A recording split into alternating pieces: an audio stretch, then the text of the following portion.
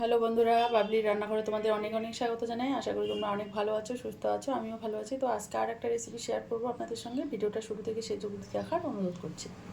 আজকে চিকেন করব, প্রেশার কুকারে চিকেনটা করব। তো সেটাই আমি শেয়ার করব। তার জন্য আমি মশলা করে নেব আগে।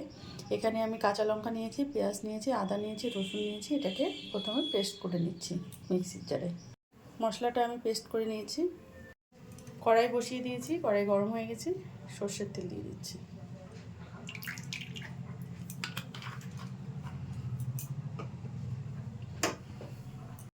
আলুটা আগে ভেজে নেব।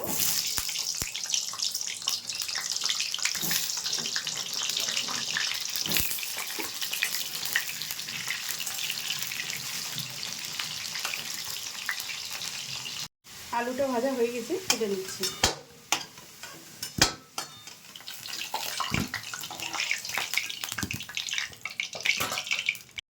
এই তেলেই আমি তেজপাতা দিয়ে দিলাম আর গোটা মশলাটা দিয়ে দিচ্ছি।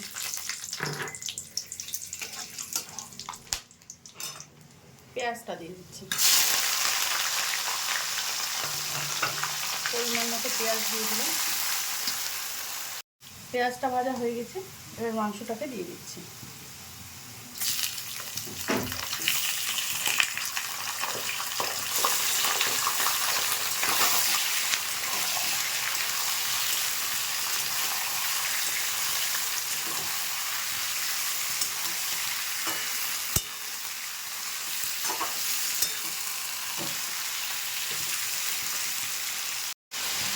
মাংসটা দিয়ে কিছুক্ষণ আমি একটু ভেজে নিচ্ছি মাংসটাকে।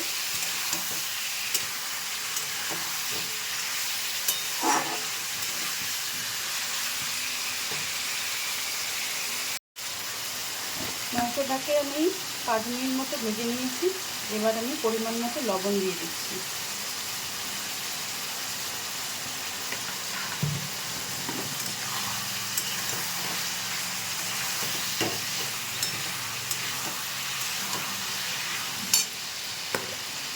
হলুদ দিয়ে দেবো।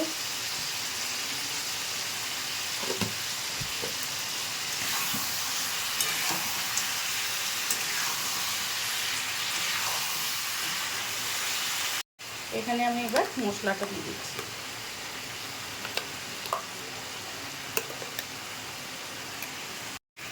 মশলাটা দিয়ে দিয়েছি। এটা দিয়ে কিছুক্ষণ কষিয়ে নেব। আদা রসুনের কাঁচা গন্ধটা যাতে চলে যায়।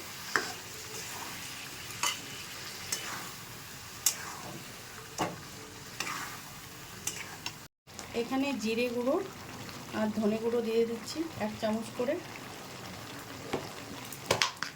আর রেড চিলি পাউডার দিয়ে দিচ্ছি 1 চামচ। আর এটাকে মিশিয়ে নেব।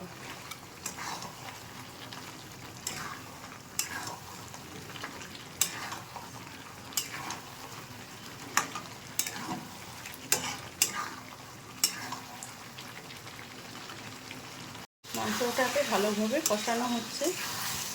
কালারটাও কিন্তু চেঞ্জ হয়ে এসছে। এখন রেড চিলি পাউডারটা দিয়েছি, তার জন্য কিন্তু কালারটা চেঞ্জ হয়ে গেল।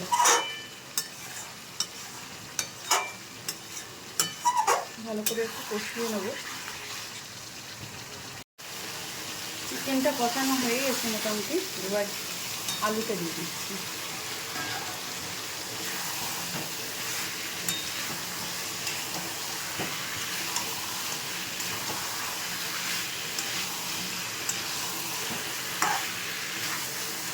চিকেনটাকে কিন্তু 15 মিনিট কষানো হয়ে গেছে। এবার আমি পরিমাণ মতো ঝোলের জল দিয়ে দিচ্ছি, গরম জল।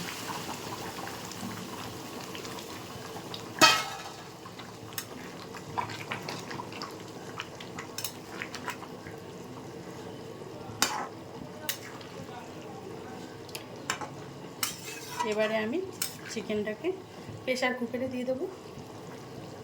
চিকেনটাকে আমি প্রেশার কুকারে ঢেলে নিয়েছি।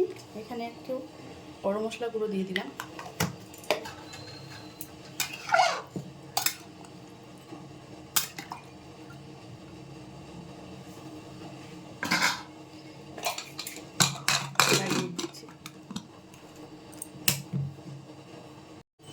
প্রেসার কুকারটা বসিয়ে দিলাম। এই চিকেনটা হতে অনেকটা টাইম লাগে, তো 6-7টা সিটি দিয়ে নেব, তারপর আপনাদের শেয়ার করব আপনাদের সঙ্গে।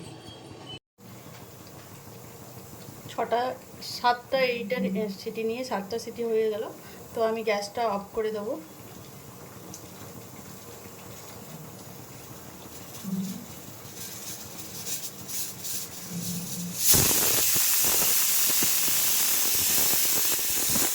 অফ করে দিচ্ছি। চিকেনটা নামিয়ে একটা বলে আমি সার্ভ করে দিয়েছি বন্ধুরা। তো আজকের রেসিপি কেমন লাগলো কমেন্টে জানাবেন। যদি ভালো লাগে লাইক শেয়ার কমেন্ট এবং সাবস্ক্রাইব করবেন চ্যানেলটাকে। আর ফেসবুক পেজ থেকে যারা দেখছেন পেজটা ফলো করে দেওয়ার অনুরোধ করছি। ভালো থাকবেন, সুস্থ থাকবেন, ধন্যবাদ।